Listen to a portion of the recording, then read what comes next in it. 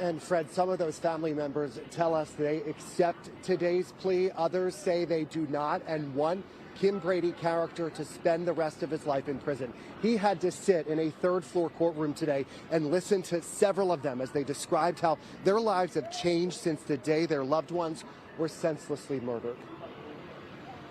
I remember him on that ground, and I couldn't do anything. I couldn't save my baby. Odessa Brown is remembering her grandson, Dewan, who was just 15 years old when he was shot and killed in the July 3rd, 2023 mass shooting in her neighborhood in Kingsessing. He came and stayed with me because he wanted to live.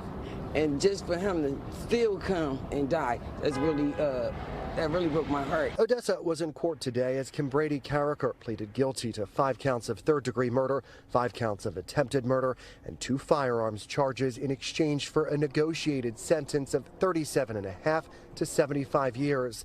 The district attorney's office says Carriker's mental health played a factor in the agreement. This certainly was a person who had serious psychological issues, and at the time of the murders, even when he was initially apprehended, his first words were, "I'm out here helping you guys. I don't want blue-on-blue violence." In court, prosecutor Bob Wainwright described the shooting as 14 minutes of terror. He says Carriker wore tactical gear and a bulletproof vest as he fired an AR-15 at random, causing a path of destruction along several blocks of South 56th Street. This was one of the deadliest days in Philadelphia in decades. Authorities say almost 48 hours before Carriker went on a rampage, he shot Joseph Wama Jr. inside the 31-year-old's home. He lived there with his father, who discovered his son's body only after police cleared the crime scene several hours after the mass shooting.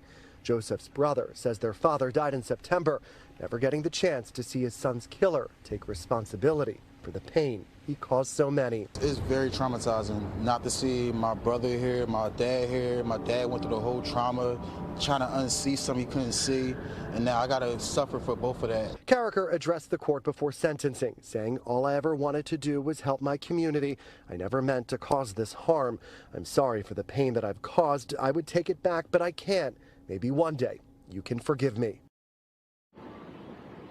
Now, his defense attorneys did not talk to us after today's sentencing. They did acknowledge in court the gravity of his actions, saying he had a fixed delusion that he was working for the National Security Agency and that he wanted to resolve this case and not put the victims' families through a trial. That's the very latest here live outside the Criminal Justice Center in Center City. I'm Brian Sheehan, NBC 10 News.